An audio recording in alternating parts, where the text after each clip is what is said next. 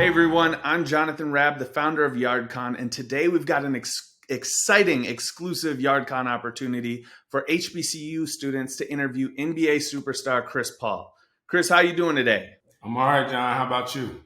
I'm doing great, and this is like really exciting. Now we've gathered 4 HBCU students from across the country to ask you about leadership, HBCU advocacy, and your new book, 61 Life Lessons from Papa on and Off the Court. You ready for the interview?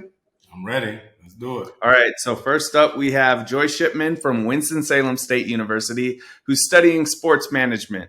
She's going to be asking you questions about HBCUs and your connection to home. Joy, I'm going to pass it off to you. Thank you, Jonathan. Chris, how are you doing today? Yeah, what's up, Joy? How you doing? I'm doing good. So my first question is, from your book, we learn you have a strong tie to Winston-Salem State. So what made you go back and pick Winston-Salem State University for school? I mean, it was an easy choice for me. I'm not even sure is that I chose Winston-Salem State. It's almost like Winston-Salem State chose me. That's home. That's home. Growing up, my grandfather's service station was right down the street from Winston-Salem State. I used to be at Winston-Salem State. I went to a computers and math and Science Academy when I was a kid at Winston-Salem State. My mom went there for a little bit. My dad went there for a little bit. And so I knew that when I wanted to graduate, and I knew when I wanted to do it from an HBCU, I knew that Winston-Salem State was the only choice. Nice. So what inspired you, outside of picking Winston-Salem State, what inspired you to become an advocate for HBCUs, and how did your experience at Winston-Salem State contribute to that? Yeah, that's a really good question. Where are you from, Joy? I'm from Charlotte, North Carolina. You're from Charlotte. Okay.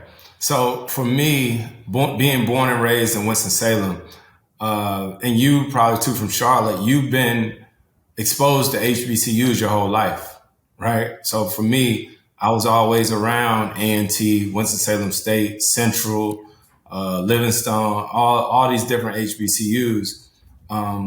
So when I was coming up as a kid, I didn't know that there was a difference really between Winston-Salem State and Wake Forest. I never really understood that until I got older. And then after I went to the NBA, I really started to dive into why the different HBCUs don't have the same curriculum that's offered at some of the PWIs. And that's what it's really about. It was about trying to give a bigger voice to some of these colleges and universities and trying to level the playing field. That's actually I love that answer because it kind of ties into my next question. So like in your opinion, what is the most important issue that you think HBCUs are facing today? And what can students and advocates do to help address those issues? That's a really good question. And I'm always trying to find out, how I can do my part and help. I think one of the biggest things is funding, right? And it's one of those things where a lot of times we have people championing these HBCUs and obviously wearing the hoodies and the gear and all this different type stuff. It's definitely all good and well to bring awareness, but finance is crucial too, right? So we need that aid, we need that support financially so that some of these colleges and universities have the proper dorm rooms. It's not just the sports facilities, but making sure that you have the proper housing for the students so that you can have the different curriculum and make sure that you got some of these top teachers and everyone's not trying to leave to go to some of these bigger schools. So I would say funding would probably be the number one issue. Absolutely. So in your book, you talk about Coach Prosser, if I pronounced that correctly, and the impact that he had on you. Can you share some of the most valuable lessons that you learned from him? Absolutely. My college coach, Skip Prosser, he passed away after my second year in the NBA.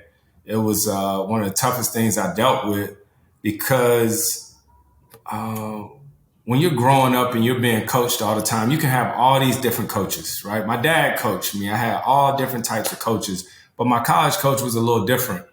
He just saw something in me to where he not only like pushed me to be better, he challenged me. He would come on one of my high school games and I'd score 40 points. And while everybody was telling me I was the best thing since sliced bread, he would look at me and be like, you don't play no defense. So he just always pushed and challenged me. I mean, something that seemed small, but when I would walk into his office and he would ask me how I was doing, I had my book bag on. I'd be like, I'm good, coach. I'm good. And he would like roll his eyes and look up at me. He'd be like, it's well. I'm well. And he would tell me that's proper English. And so he just had so many sayings. He said, never delay gratitude. He used to always be like, don't be a 2 to 4 guy, be a 4 to 2 guy. And he just, if you can't be on time, be early. So there were so many things that he instilled in me at that age. I love it. I love it. I used to play basketball too, so I understand the non-defense too. Right. So my next question is, you launched the Players TV, which is a platform for athletes to create content. What do you believe makes compelling content, like things that you would want to watch? And what advice do you have for aspiring content creators? We launched Players TV so that players could actually have more control of their own content instead of just giving it to all these big networks, because I'm sure you've heard everybody say it before, content is king.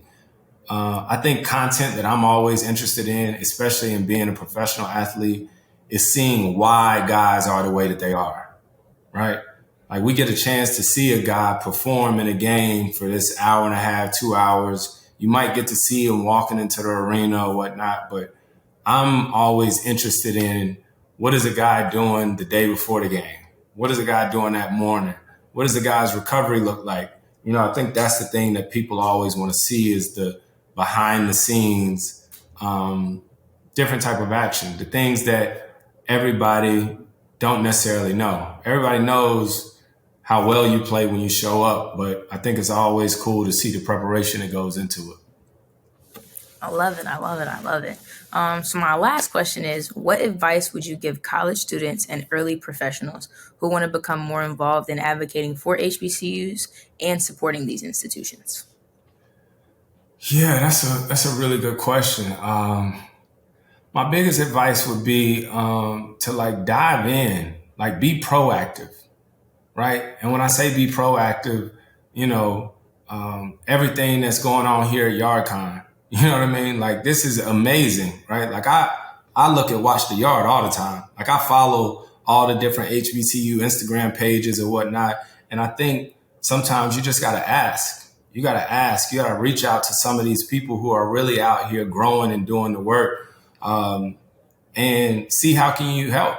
See how can you be involved. And I think if we get more people just being proactive and not waiting for somebody to necessarily tell them what to do or how to do it, we'll start getting more things done. Well, I appreciate you for answering my questions. Thank you so much for your time. It was great speaking with you. No, thank you. Thanks. Joy. What class are you? I'm a junior. I graduate next year. All right. Good luck. Thank you. Joey, your questions were great. Thank you for doing those. Next up, we have Jeremy Robinson. He's a Sigma at Clark Atlanta University, studying computer science, radio, TV, and film. He's going to ask you some questions about the theme of leadership. Jeremy, what questions do you have for Chris? Hey, how you doing? My first question is, what leadership skills do you think are most important for college students to develop, and how would you suggest we develop these skills in our own careers? That's a good question too, Jeremy. I would say one of the best leadership skills for anybody, no matter what you're doing, would be communication. I feel like with anything that I've been a part of, whether it's sports, whether it's business, whether it's union work, whatever, the number one thing that always either helps things go right or makes things go wrong is communication. Yes. Because a lot of things go unsaid, right? Like when you're playing, I'll just say for me in basketball, if we getting back on a fast break and me and my teammate trying to figure out who gonna guard that guy, you see it every night in the game, and then that guy's open shooting a three, and then the two dudes look at each other like, I thought you was taking him. I think, well, if you talk about it, it takes all the guesswork out, right? So same thing when it comes to business or whatnot, like good, bad, or indifferent. I think what I learned is a lot of people don't like to have hard conversations, right? And that's hard. Like that's really hard. Like when it comes to business, I mean, I've owned a business. I've actually had to fire someone before, right? Like face to face, that is really tough. But those decisions have to be made, and I think you grow from it. Got you. And with that, I would say, what advice would you give students about leadership, being a student and leader, specifically those who might struggle with that balance? Right. And see, this is the thing. Everyone leads in their own way. I had a question the other day. Someone asked me who was my favorite teammate in my whole career. And that teammate has been David West. I played with him for my first 6 years in the NBA. And we both were leaders of our team. We just led in different ways, right? So I'm obviously a lot more vocal. I'm very passionate. And D West, he sort of just led by the way that he played. And he only spoke up every now and then when he would see certain things, but both are important. And I tell you, the best leaders also know when they need to follow, right? So anytime you're on a team, anytime you're in business somewhere, anywhere, sometimes people need to hear a different voice, right? And when that happens, sometimes it makes people a lot more comfortable. Got you. My next question is, with your grandfather being such an important person in your life, what is the biggest lessons he taught you about leadership that you think will help like college students watching this interview? Yeah, it's gonna sound so simple, man, but I'm gonna tell you, like, I have a very hard time dealing with lazy people. Right? I'm so serious. Like I try or whatnot, but my grandfather, and whenever I think of him, right? Whenever I think of him, the first thing that I think of is just doing the work, right?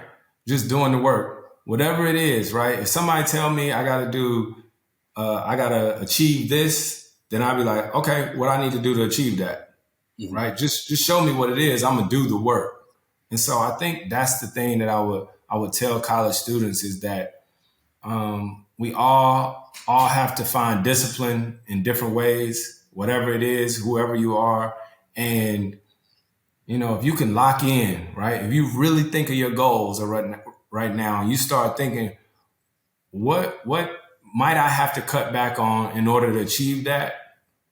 You know, it is real. That discipline is real. Gotcha. Thank you for that. And then my next question is, you talk about being on Team USA with Kobe Bryant in your book. And I was wondering, like, as the leader he was, can you talk about the impact that he had on you and the lessons you learned from him? Man, Kobe was different. He was different, man. And I appreciated him so much. Just because it's not a lot of guys, honestly, that's even in the league now that play with the passion that I know he played with and I know I played with. And me and Cole were close, but me and him was quick to be about to fight in the game. You know, we in the playoffs against each other, we getting double texts, but the reason that was because we knew that the other one was going to match we was going to match each other's energy, right? And so it didn't matter what it was. Didn't matter if it was a preseason game. Didn't matter if we was playing pickup. It was what it was. And so I just appreciated that about him, man. And every time I played against him, I knew he was going to bring out the best in me. If a ball screen was set and I got switched on Kobe, I was so excited. I used to love guarding Kobe, man, because if you really want to get better at something, then you got to play against the best. Definitely. Right. And so that's what I always appreciated about Kobe. Got you. And then my next question is, you spent 8 years as a president of the NBA Players Association. And in that time, you tackled the important issues from collective bargaining to the COVID crisis. Can you give examples of one of the biggest challenges you faced and how the association and you worked together to solve it?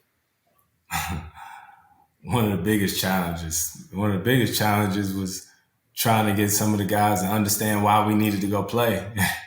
Like it's a crazy whirlwind. And when you're in that position, and that's why you got to be built for that. You know, we got 450 of the most recognizable faces in the world, right? Guys playing in the league. If only you knew how many guys was texting me, talking crazy, talking reckless about me, saying, why are we going to play? Why are we doing this? Why are we doing that? But it was what it was. I was used to it. You know, when you're in a position like that, you got to make decisions that's the best for everybody. And not everybody going to like you.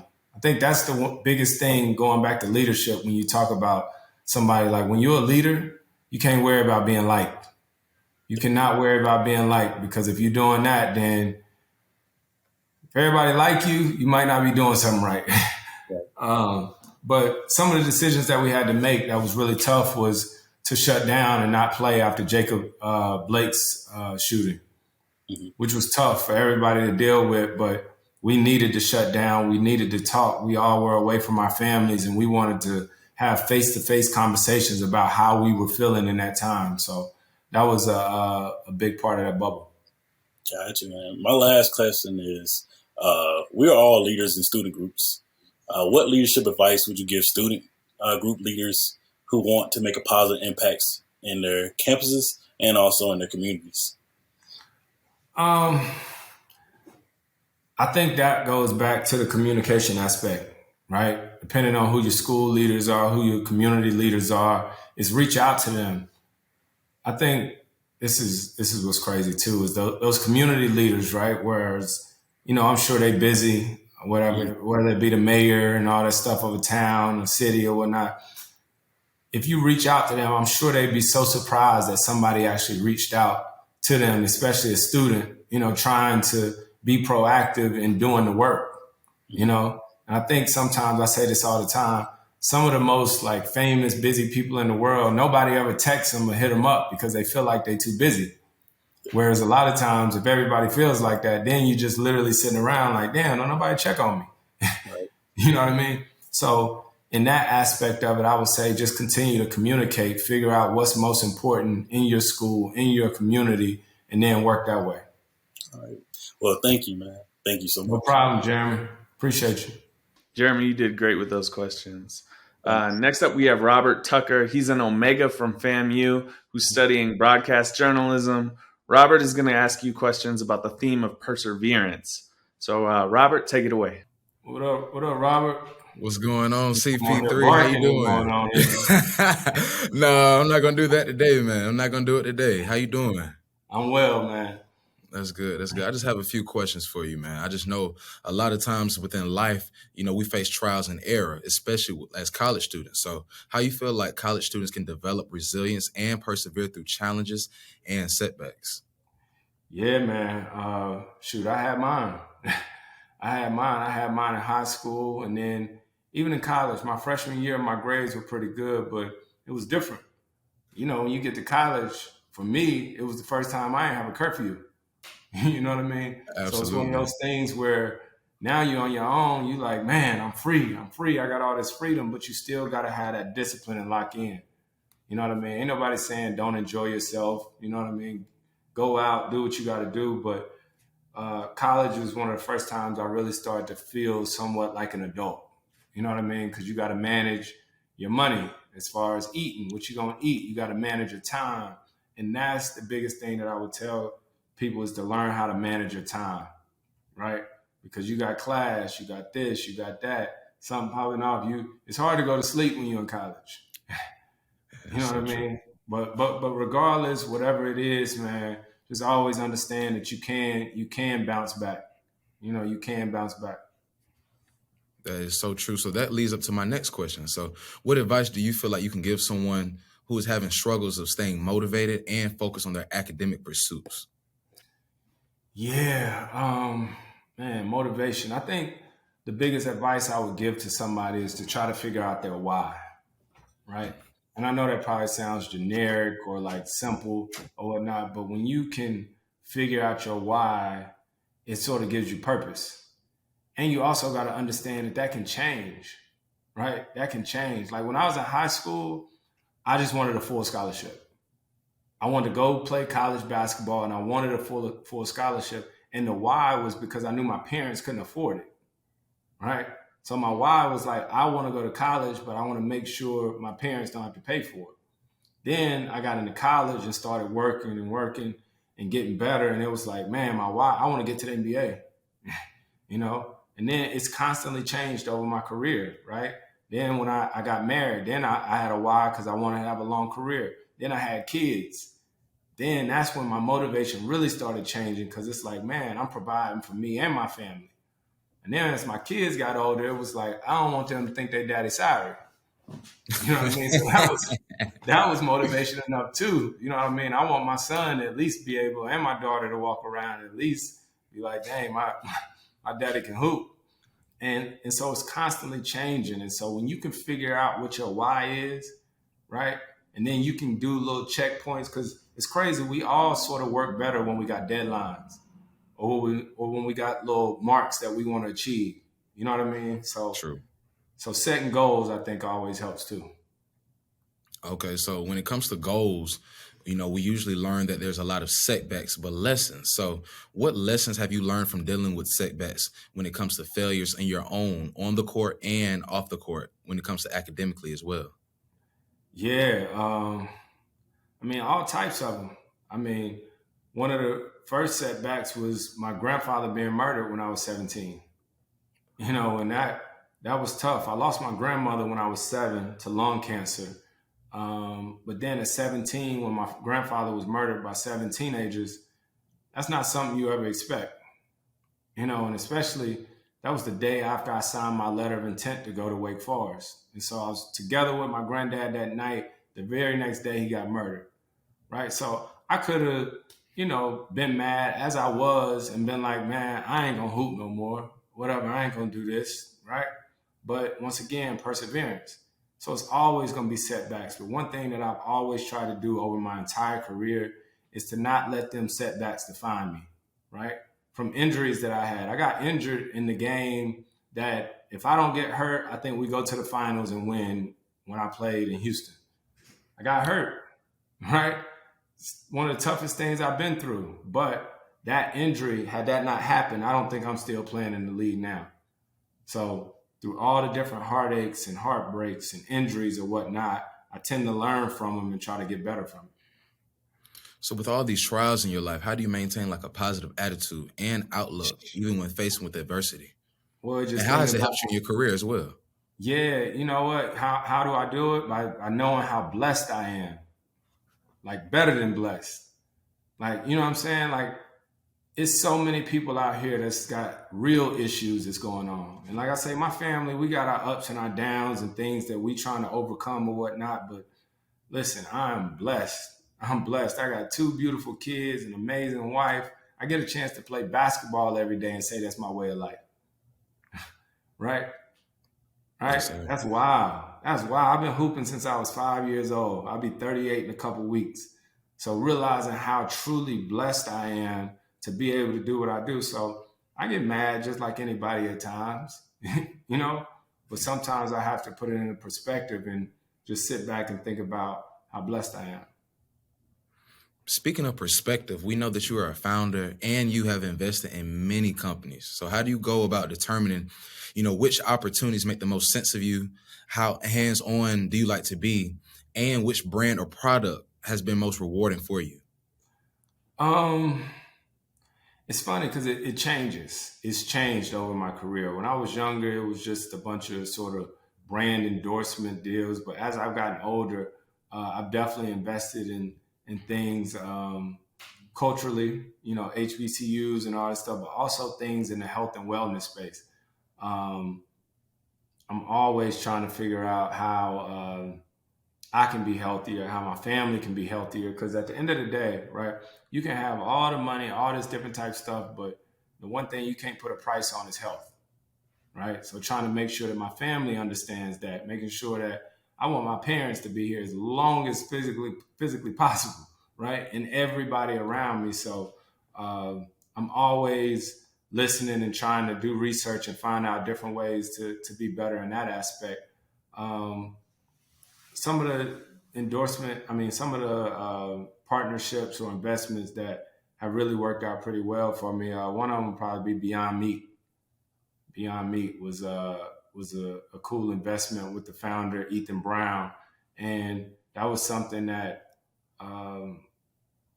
came across back when I played in Houston. Is something that's been really cool to learn about. That's how I ended up going plant-based. Wow.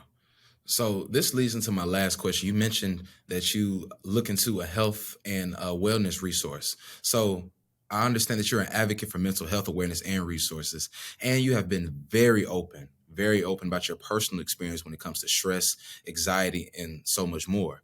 So why has this been so important to you? And what advice do you have for someone who is struggling with their mental health right now, but are either afraid to seek resources or don't know how to? Man, that's a great question right there. And I think I'm such an advocate for it because I'm just like anybody else who kind of thought it was stupid, right? Like as a black man, you almost taught not to say nothing, be strong. You know what I mean? Mm-hmm.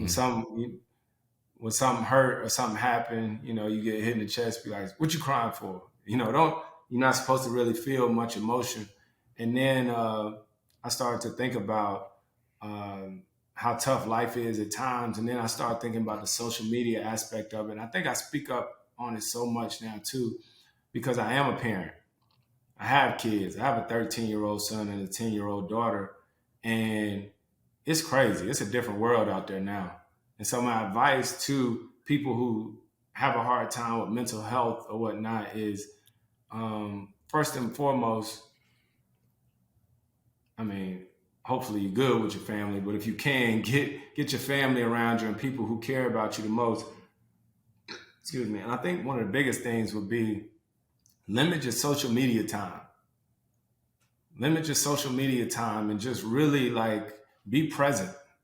Be present in what's real and what's going on. You know what I mean? Because I don't believe kids can handle social media, right? The fact that adults can't handle it, you definitely know kids can't handle it. You know what I mean? So just moderate that, man, because a lot of times what you're seeing and what you're thinking about or whatnot becomes your real thoughts. Well, those are all of my questions, man. Thank you for taking the time to speak with me. It really means a lot. Man, no problem. I appreciate you.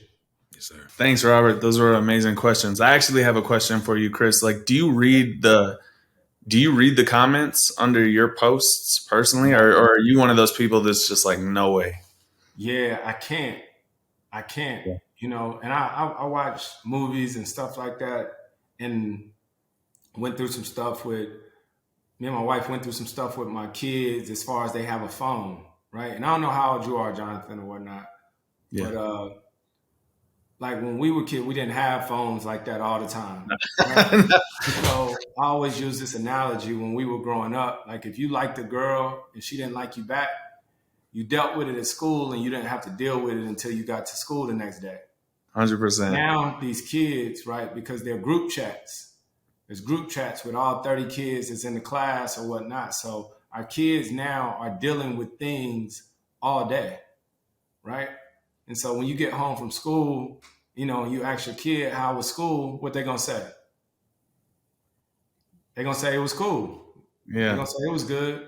But then you look in their phone and you see that they're so stressed out dealing with all this different type stuff. You know, this girl might have told them they were short. This what, you know what I mean? Yeah. So it's a lot, man, and I think it's really hard for these kids to have to deal with. Yeah, it seems to get worse and worse. So thank you for touching on that. So lastly, we have Aaliyah Armstrong. She's from Grambling State University, and she's a mass communications and sports journalism major. She's going to ask you questions about mentoring and giving back. So Aaliyah, what questions do you have? Hi. What's up, Aaliyah? So just to start off with, mentorship is a big theme in this book. So what advice would you give a college student just who wants to become a mentor but isn't sure where to start? Okay, so you want to know to find a mentor or to become a mentor? To become a mentor but isn't sure like how to start it, what route to go? Yeah, so it's funny. If you want to be a mentor to somebody, I think you almost got to seek someone out. Like, it's crazy. When I was in high school, there was an elementary school right up the street, and I actually did a big brother, big sister program, right? So I got a chance to be a mentor to a young kid who was who was in elementary school, and that was really cool, because they really look up to you as a big brother. And so my other advice too, if it's not just being a mentor and you're searching for a mentor, you should start thinking about somebody that you admire, right? Somebody that you admire, somebody you might like what they do or the job that they have. And you got to put yourself out there and reach out to that person. Because if you could ask that person, like, hey, I just want to come spend a day with you, or just want to ask you some questions, you'd be surprised how many people would love to give back, because sometimes people don't ask them. Right. Thank you. So in addition to that question, how has mentoring and giving back helped you with your career and personal growth? Yeah, mentoring and giving back has been huge. I'm not where I am in the NBA without guys who mentored me early in my career. Like, when I came into the NBA, I was 19. So I had a guy named Speedy Claxton who took me under his wing. He used to, after practice, I used to go home with him and his wife and his daughter and just hang out, because the NBA can be lonely. And then Bobby Jackson, my second year, he sort of showed me how to work. Like, practice at 11, let's get there at 9, let's get there at 9:30, let's work out before the game. They sort of showed me that work. And so for my whole career, when I finally got to my, like, let's say fourth, fifth year or whatnot, I wanted to do that for other guys. It's funny, I'm actually going to work out at like 4:30, 5 o'clock. And I told one of our young guys, Saban Lee, that's on our team, I told him to come work out with me. You know what I mean? And he's not required to, but I told him to come with me just because I want him to see what the work looks like.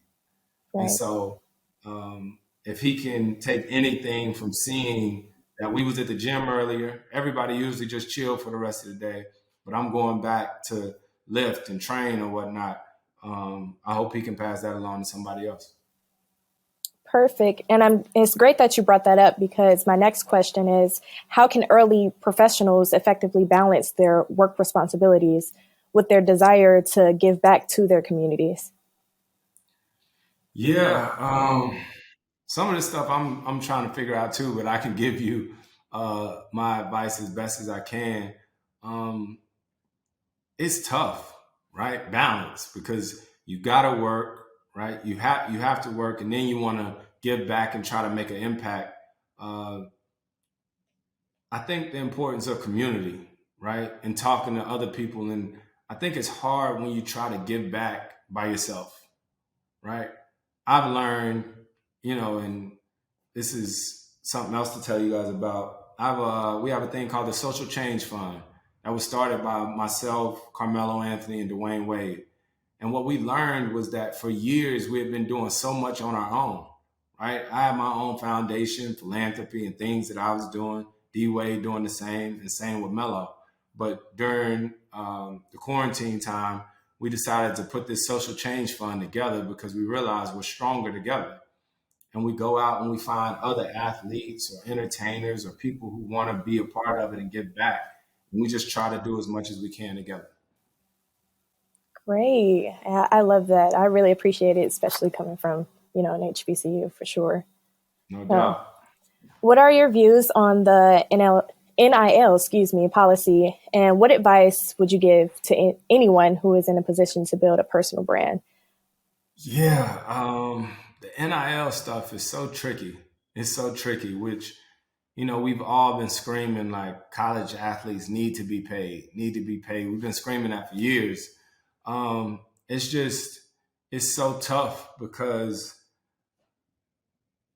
I'm so glad that guys and ladies are being compensated, but I just hope that the financial literacy is coming along with it, right?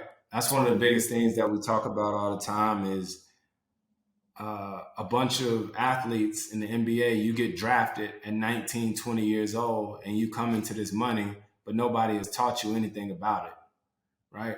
And so now what's happening is, of course, we know that people need money, they need to finance or whatnot. But now it's kids that's not even 19 or 20, it's 15-year-olds that's getting this money, and a lot of times there's no education that comes along with it. People don't know about taxes. We don't know about much of nothing. And I just hope that it doesn't get so out of control that now people are reaching like their peak really early, right? Because if you get everything that you wanted at 15 and 16, then why are you going to work to get any better?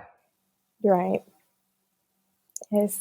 So can you talk to us about your AAU team, CP3? You call it family and has said it's about creating future players, but also about molding good humans. Well, not about creating future players, excuse me, but about molding good humans. What does that mean to you? And how are you working to achieve that? I'm so sorry. No, it is future players too, because these guys, it's probably one of the most humbling things that I do, and one of the things that I'd be so proud and so excited about whenever I see any of our kids. They had the hoop summit the other day, and two of our AAU kids played in it. One of my kids that just got drafted this past year, Wendell Moore, actually played against him last week. And so I think we had 12 or 13 of our kids that came through our AAU program that played in the NBA this past year. And it's something that I never get used to, because I think about how much grassroots basketball changed my life, forever. My dad spent his entire 401k on us playing travel basketball. And to be able to be just a snapshot in some of these kids' lives and hopefully be able to give them the experience that I've had is what you do it for. Perfect. And last question, what are some ways that college students and early professionals can get involved in a community service and just make a meaningful impact? I think in order to do that, you got to ask questions. Either that's at your school or now with social media, I think people can put stuff on the Instagram page asking, and then you see who says things back. But I think one of the biggest things, I'm thinking about this as we talk, and I've learned from all the people that work on my team, especially Carmen and everybody. There's all these times where we've had these great ideas of, oh, we want to do this, oh, we want to do this. But one of the things that we've learned is that you don't always have to reinvent the wheel, right? And that if you do enough research, a lot of times there's somebody that's already out there doing it, right? And if you can just partner with them in order to uplift it or magnify it or whatnot. Now, if it doesn't exist, then you got to do your own thing. But sometimes if you just look around, you'll find somebody who's like-minded and wants to get involved just the way that you're involved. So figuring out how you can not always reinvent the wheel, but just partner up and tag along with somebody else. Perfect. Well, that's all that I have. Thank you so much for answering my questions. No problem. Thank you, Aaliyah. Thanks for your questions, Aaliyah. Now, Chris, I thank you for jumping on this call, talking to us. Like, you are truly an HBCU advocate. We see the work you're doing. I know you have a busy schedule. Thank you so much for spending time to talk to these 4 HBCU students and really represent for the whole culture. Man, I appreciate you, Jonathan. Also, Robert, Jeremy, Joy, Aaliyah. Thank y'all. Really appreciate y'all. Yeah, so on behalf of Yardcon, on behalf of Advertising Week, and on behalf of Watch the Yard, we just want to thank you so much. Thanks for coming through. No problem. Appreciate y'all.